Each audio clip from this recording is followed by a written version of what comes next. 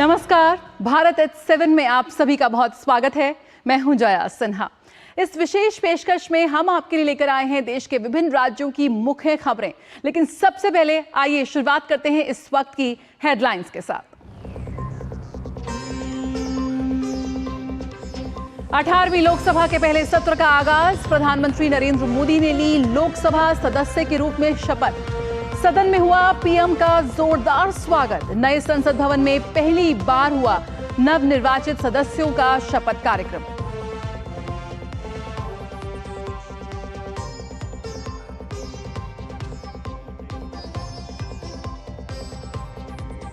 सत्र शुरू होने से पहले प्रधानमंत्री नरेंद्र मोदी ने मीडिया को किया संबोधित।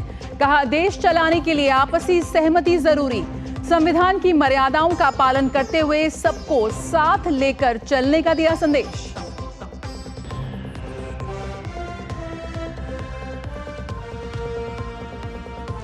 नीट पेपर लीक मामले में एक्शन में सीबीआई। महाराष्ट्र में 2 आरोपी गिरफ्तार। पटना में आर्थिक अपराध इकाई के कार्यालय पहुंची सीबीआई की टीम। गुजरात के गोधरा में भी सबूत जुटाने की कवायद जारी।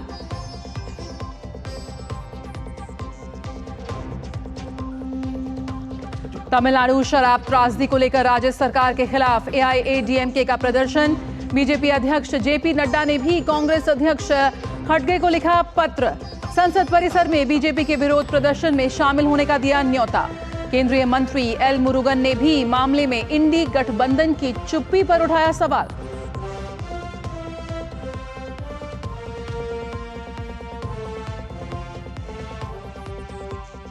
और राजधानी दिल्ली में नहीं निकल रहा जल संकट का समाधान। भाजपा अध्यक्ष ने आप नेताओं के अनशन को बताया विफलता से बचने का बहाना। आप सरकार के भ्रष्टाचार को बताया राजधानी में पानी की किल्लत का बड़ा कारण।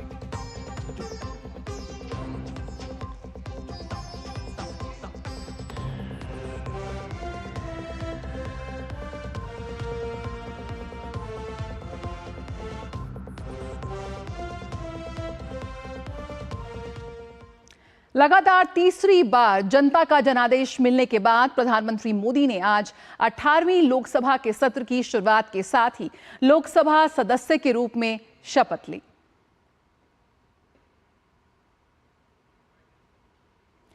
तो बेहद गौरवशाली पल रहा आज भारत के लिए, बेहद महत्वपूर्ण दिन। 18वीं लोकसभा के पहले सत्र का आगाज हुआ।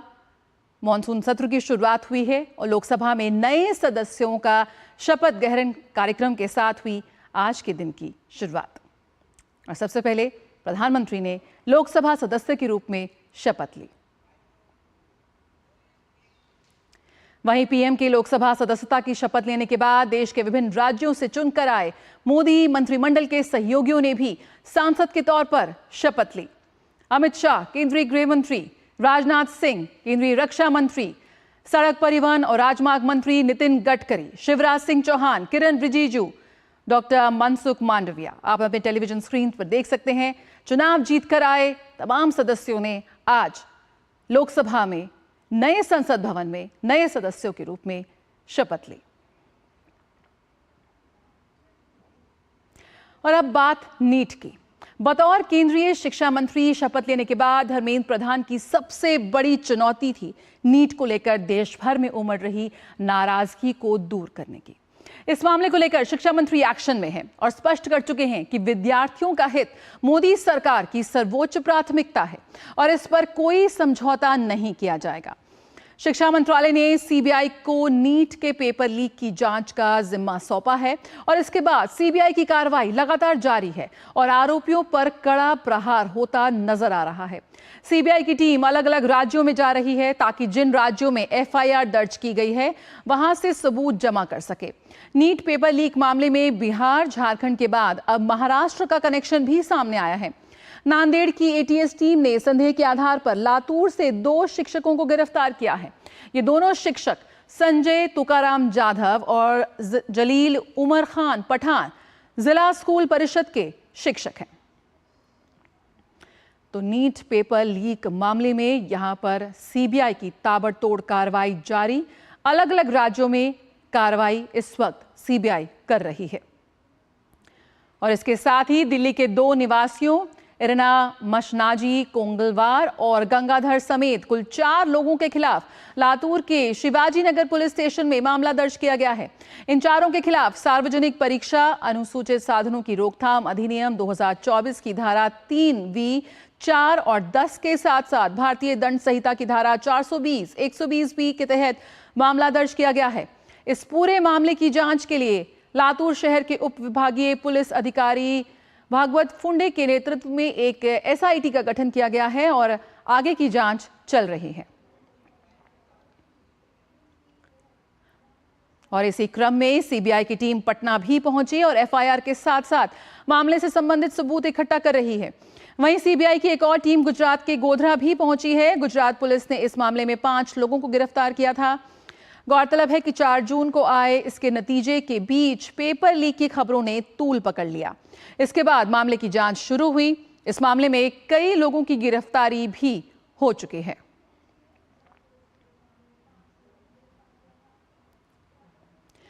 Engineering and technology college Pune के डीन दिनेश सेठ ने नीट परीक्षा में कथित गड़बड़ी की जांच सीबीआई से कराने के फैसले पर खुशी जाहिर की है।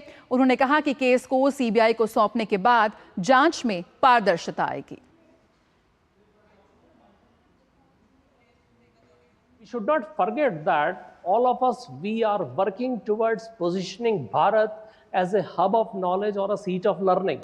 And therefore, the admission or the eligibility exam should be conducted by a professional agency like NTA. Challenges and loopholes can easily be plugged in, but the sanctity and integrity of NTA should not be challenged. NEET परीक्षा को लेकर supreme court में याचिकाकर्ताओं ने अलग से अर्जी दाखिल कर कथित गड़बड़ियों की ईडी जांच की मांग की है। याचिका में कहा गया है कि ईडी को इस मामले पर स्वतः संज्ञान लेते हुए prevention of money laundering act के तहत मुकदमा दर्ज कर आरोपियों की जांच करनी चाहिए। सुप्रीम कोर्ट ने अभी दखल देने से इनकार करते हुए कहा कि 8 जुलाई को हम इस पर सुनवाई करेंगे। सुप्रीम कोर्ट में पहले से लंबित नीट से जुड़ी याचिकाओं पर भी 8 जुलाई को ही सुनवाई होनी है।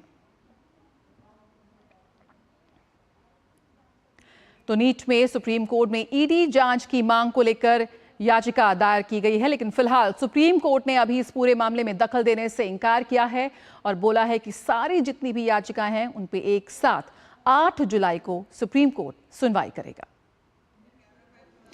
और आइए ताजा अपडेट यहां पर ले लेते हैं। मधुरेश नारायण हमारे संवाददाता पटना से हमारे साथ जुड़ रहे हैं इस पूरी खबर पर जानकारी देने के लिए। तो यहां पर सीबीआई पूरे एक्शन में नजर आ रही है। मधुरेश, हमने देखा आज सीबीआई ने देश के अलग अलग शहरों में ताबड़तोड़ छापे मारे हैं और कोशिश यहां पर की जा रही है सबूत जुटाने की। पटना में भी आज सीबीआई कार्रवाई करती नजर आई। क्या कुछ अपडेट है इस वक्त इस पूरी खबर को लेकर? जी, आज पटना में ये नीट मामले में जब सीबीआई पहुंची उसके बाद 2 प्रमुख घटनाएं हुई। एक पहली चीज ये हुई कि बिहार सरकार के गृह विभाग ने एक अधिसूचना जारी की है। इस अधिसूचना में सीबीआई और दिल्ली पुलिस की जो जांच कमेटी जो यहाँ पटना पहुंची है तो उसको फ्री हैंड दे दिया गया है। वो पूरी तरीके से स्वतंत्र है इस मामले में जांच करने के लिए। बिहार पुलिस या आर्थिक अपराध इकाई से ये कोई भी जानकारी पहले जो इन्वेस्टिगेट की गई है उसको प्राप्त करने के लिए इसको अधिकृत कर दिया गया है। इसके साथ ही जो सीबीआई की टीम है उसको फ्री हैंड दिया गया है। दूसरी जो महत्वपूर्ण चीज है जो आज हुई वो कि पटना में सुबह 10:15 बजे के आसपास सीबीआई की टीम और आर्थिक अपराध इकाई बिहार पुलिस की आर्थिक अपराध इकाई की ज्वाइंट मीटिंग शुरू हुई जो कि लगभग 3-3:15 बजे तक लगातार जारी रही। और इस मीटिंग में अभी तक के फाइंडिंग्स, अभी तक जो लोग गिरफ्तार किए गए हैं उनको किस बेसिस पे गिरफ्तार किया गया है और अभी तक क्या एविडेंस हाथ लगे हैं, किन लोगों पे शक की सुई है आदि जितने भी मैटर्स हैं, जितने भी पॉइंट्स हैं, सबको एक एक करके डिस्कस किया गया सीबीआई के साथ में। आर्थिक अपराध की टीम ने पूरे मैटर को डिस्क्लोज किया, किस तरह से अभी तक की जांच और कार्रवाई की गई है। और अब समझा जा रहा है कि कल कुछ नए एविडेंस के जो अभी रखे गए हैं उनके साथ में कल सीबीआई जो लर्न एंड प्ले स्कूल है, जहां पे कहा जा रहा है कि जो अभ्यर्थी थे उनको आंसर रटवाया गया था, कल हो सकता है कि सीबीआई की टीम वहां भी जाए। और बताया जा रहा है कि नालंदा जो कि इस पूरे मामले के जो मुख्य अभियुक्त हैं संजीव मुखिया, उनके घर भी पहुंच सकती है कल सीबीआई की टीम, ऐसा सूत्रों से जानकारी अभी तक। बिल्कुल, तो यहाँ पर मधुरेश फ्री हैंड यहाँ पर दिया गया है सीबीआई को, टीम को अपनी जांच करने के लिए, और सीबीआई की कोशिश है कि इस पूरे मामले में जो विभिन्न परतें हैं उसे खंगाली जाएं, और तार जुड़ते हुए नजर आ रहे हैं। लगातार देश में इस पूरे मामले को लेकर गिरफ्तारियां हो रही हैं। पटना से क्या कुछ अपडेट मिल रहा है? सीबीआई ने आज लगातार कार्रवाई की, गिरफ्तारियों की बात कही जा रही है और पुख्ता सबूत मिलने की बात की जा रही है। जी, अभी तक इस मामले में कुल पटना से 13 गिरफ्तारियां हुई हैं, और जो 6 गिरफ्तारी है वो देवघर से हुई थी, और उन्हें भी पटना लेके आया गया, जिनका मेडिकल टेस्ट करा करके पटना के बेउर जेल में उनको ट्रांसफर कर दिया गया है। हालांकि जो अभी तक जानकारी मिली है कि सीबीआई की टीम जो है वो कल या परसों, कल रात, देर रात तक भी उन जो गिरफ्तार 6 लोग हैं उनसे भी पूछताछ कर सकती है। हालांकि ये पूछताछ कहां होगी इसका स्थान अभी चिन्हित नहीं है, हो सकता है सीबीआई की टीम जेल में जाकर के ही उनसे पूछताछ करे। बिल्कुल, बहुत बहुत शुक्रिया मधुरेश फिलहाल इस जानकारी के साथ जुड़ने के लिए। तो सीबीआई की टीम पूरे एक्शन में यहाँ पर नजर आ रही है। लगातार देश के अलग अलग शहरों में सीबीआई की कार्रवाई हो रही है, गिरफ्तारियां हो रही हैं। क्या कुछ निकल कर आता है, किस तरह से ये तमाम जो तार हैं विभिन्न शहरों से वो जुड़ते हुए नजर आएंगे, इस पर लगातार हम आपको अपडेट देंगे। लेकिन फिलहाल भारत एट 7 में रुकेंगे एक छोटे से ब्रेक के लिए, जल्द हाजिर होते हैं। जिन्होंने यूज किया है वो जानते हैं असली हींग का स्वाद। MDH सुपर हींग, शुद्धता का असली तड़का। MDH डॉक्टर ऑर्थो ऑयल के रेगुलर मसाज से जॉइंट हेल्थी रहते हैं, और अगर प्रॉब्लम बहुत पुरानी है तो डॉक्टर ऑर्थो कैप्सूल्स साथ लेना ना भूलें। अब दर्द भी घुटने टेकेगा। मैं क्या जी, सब जानते हैं, जहां दिखे मारियो, अपना समझ के खा लियो। स्वाद से सबको दीवाना कर दे, दीवाना कर दे। पता का चाय, गजब का स्वाद। बात जब पीढ़ियों के लिए बनने वाले घर की हो तो जिम्मेदारी बड़ी हो जाती है। गैलेंट समझता है ये जिम्मेदारी। अब डबल एम रिब्स के साथ गैलेंट एडवांस TMT रीबार, निर्माण का रियल हीरो। गोल्डी छोले मसाले, जहाँ जाए रिश्ते बनाए, जहाँ जाए रिश्ते बनाए, गोल्डी मसाले। ब्रेक के बाद स्वागत है, आप देख रहे हैं भारत एट 7। और अब बात तमिलनाडु के कल्लाकुरुची जिले की, जहां पर जहरीली शराब पीने से मरने वालों की संख्या बढ़कर 57 हो गई है। जिला प्रशासन के मुताबिक अवैध शराब पीने के बाद राज्य के विभिन्न सरकारी अस्पतालों में कुल 156 लोगों का इलाज चल रहा है। कल्लाकुरुची सरकारी मेडिकल कॉलेज अस्पताल में कुल 110 लोगों का इलाज चल रहा है। वहीं 12 लोगों का पुडुचेरी में, 20 लोगों का सेलम में और 4 लोगों का विलुपुरम के सरकारी अस्पतालों में इलाज चल रहा है। तमिलनाडु के मुख्यमंत्री MK स्टालिन ने कहा कि राज्य सरकार उन सभी बच्चों की शिक्षा और छात्रावास का पूरा खर्च उठाएगी जिन्होंने कल्लाकुरुची जहरीली शराब घटना में अपने माता पिता में से किसी एक या फिर दोनों को खो दिया है। तो तमिलनाडु की जहरीली शराब त्रासदी में लगातार हताहतों की संख्या बढ़ती जा रही है। और अब आपको बता दें कि तमिलनाडु में जहरीली शराब से हुई मौतों को लेकर बीजेपी अध्यक्ष JP नड्डा ने कांग्रेस अध्यक्ष मल्लिकार्जुन खड़गे को पत्र लिखकर कांग्रेस की चुप्पी पर सवाल उठाए हैं। साथ ही उन्होंने कांग्रेस अध्यक्ष को संसद परिसर में प्रेरणा स्थल के अंदर महात्मा गांधी की प्रतिमा के सामने इस राज्य प्रायोजित आपदा के खिलाफ काली पट्टी बांधकर बीजेपी के विरोध प्रदर्शन में शामिल होने का न्योता भी दिया है। इस पत्र में बीजेपी अध्यक्ष JP नड्डा ने हैरानी जताई कि मल्लिकार्जुन खड़गे के नेतृत्व वाली कांग्रेस पार्टी इतनी बड़ी आपदा पर अब तक खामोश है। उन्होंने मल्लिकार्जुन खड़गे से तमिलनाडु की DMK इंडी गठबंधन पर इस मामले की CBI जांच करवाने और राज्य के आबकारी मंत्री मुथुस्वामी को मंत्री पद से तुरंत हटाने के लिए दबाव डालने की मांग की है।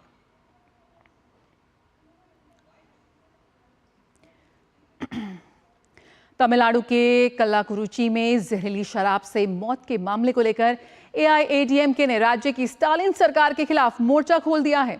अन्ना द्रमुक ने चेन्नई में राज्य सरकार के खिलाफ जमकर प्रदर्शन किया।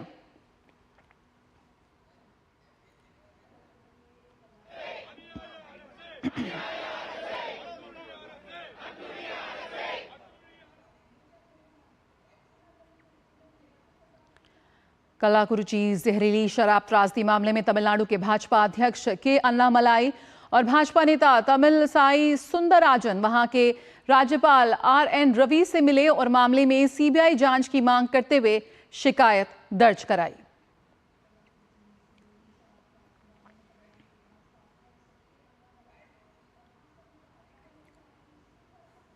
चलिए अब बात कर लेते हैं राजधानी दिल्ली के पानी संकट की, जिसका समाधान ही नहीं हो पा रहा है।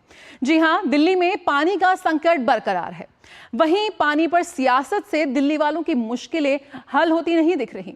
दिल्ली के जल संकट पर देखते हैं, आइए एक विशेष रिपोर्ट।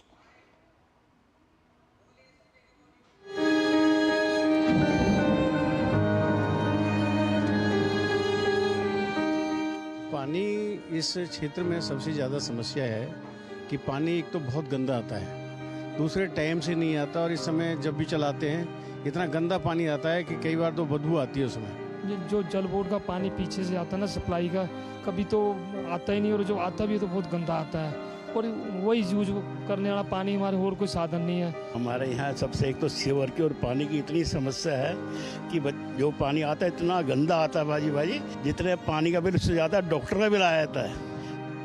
जल ही जीवन है, इसे दिल्ली के बाशिंदों से अधिक इन दिनों शायद ही कोई समझ सकता है। करीब 2 महीने से दिल्ली गंभीर जल संकट से जूझ रही है। लोग रोजमर्रा की जरूरत के लिए पानी के टैंकर के पीछे भागने के लिए मजबूर हैं। जो टैंकर आते भी हैं, वो इनकी जरूरत पूरी करने के लिए नाकाफी हैं। लोग पानी की समस्या का जल्द से जल्द समाधान करने की मांग कर रहे हैं। पानी तो बहुत गंदा आ रहा, पीने लायक का नहीं है।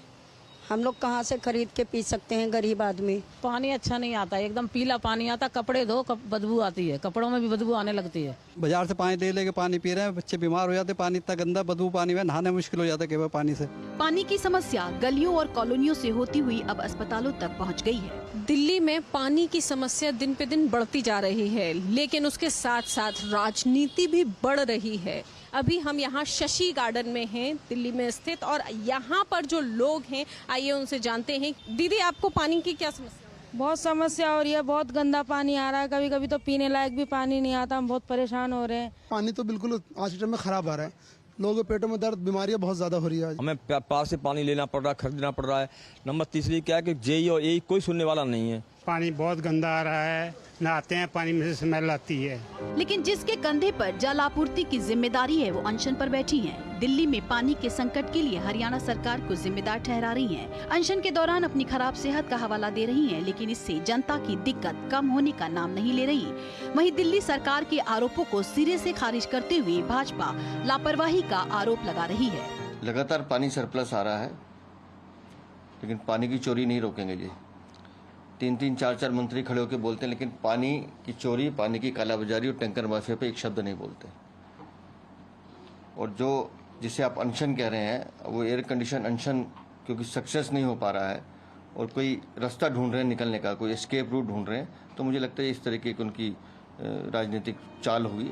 पानी को लेकर आरोप प्रत्यारोप का दौर जारी है और इस सब के बीच देश की राजधानी में पानी की दिक्कत कम होने का नाम नहीं ले रही है, बदहाली जारी है।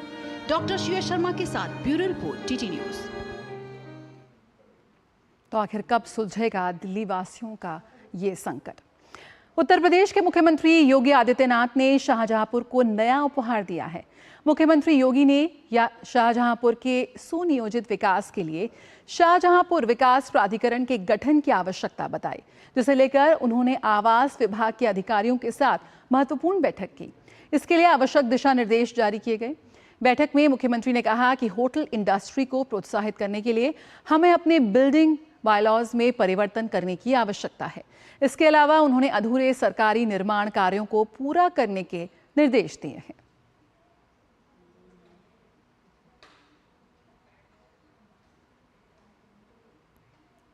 तो यहां रुकते हैं एक छोटे से ब्रेक के लिए, और ब्रेक के बाद राज्य से देखेंगे फटाफट अंदाज में कुछ और अहम खबरें। लाल रंग इसका अपार, तीखा कम है फिर भी स्वाद। बेमिसाल बेमिसाल MDH Kashmiri. MDH Kashmiri. MDH। नया फोन? बिल्कुल मेरे जैसा। तेरा ही फोन है, टीम बस में भूल आया था तू।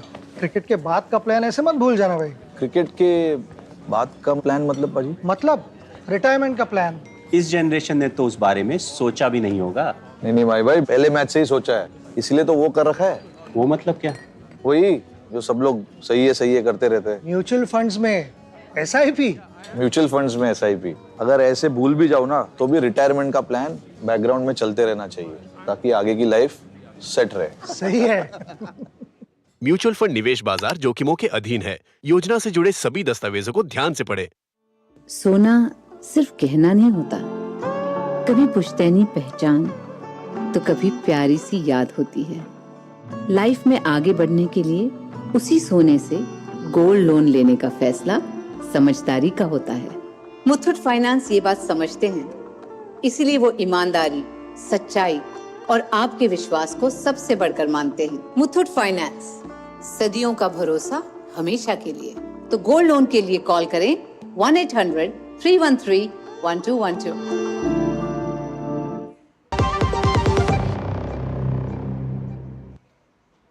के बाद स्वागत है, आप देख रहे हैं भारत एट 7 और आइए अब बात कर लेते हैं विभिन्न राज्यों से जुड़ी कुछ खबरें आपको दिखाते हैं फटाफट अंदाज में।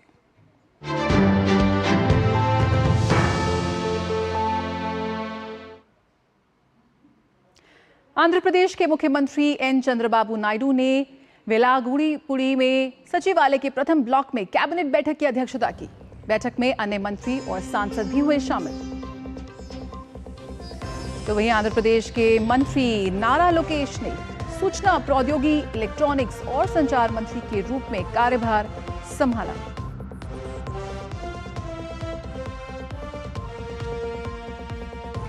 तो आंध्र प्रदेश में सीएम की अध्यक्षता में हुई कैबिनेट बैठक।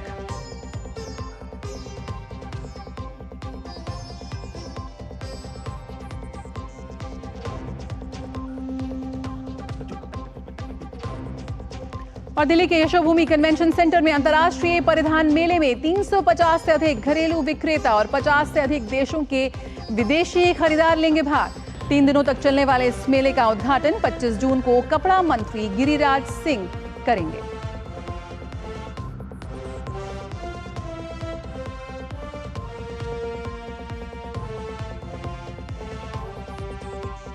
हरियाणा के मुख्यमंत्री नायाब सिंह सैनी अपने कैबिनेट मंत्रियों के साथ अयोध्या के श्री राम मंदिर में पूजा अर्चना उन्होंने की। उन्होंने कहा कि आज हमें भगवान राम का दर्शन करने का सौभाग्य मिला है। पूरे प्रदेश में खुशहाली हो, प्रदेश विकास में आगे बढ़े, भगवान राम से हमने यही प्रार्थना की है।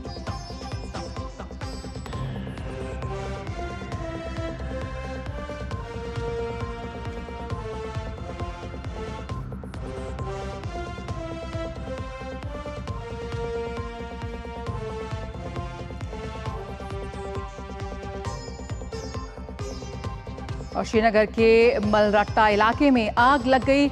आग में कई घर जल गए। आग बुझाने के प्रयास जारी हैं और अधिक जानकारी की यहां पर प्रतीक्षा है। तो भारत एट 7 में हम देख रहे थे देश के विभिन्न राज्यों से ये अहम खबरें और खबरों का सिलसिला यहां पर जारी रहेगा। भारत एट 7 में फिलहाल इतना ही। देश और दुनिया की अपडेटेड खबर के लिए देखते रहिए DD न्यूज़। मुझे और मेरी पूरी टीम को दीजिए इजाजत। नमस्कार।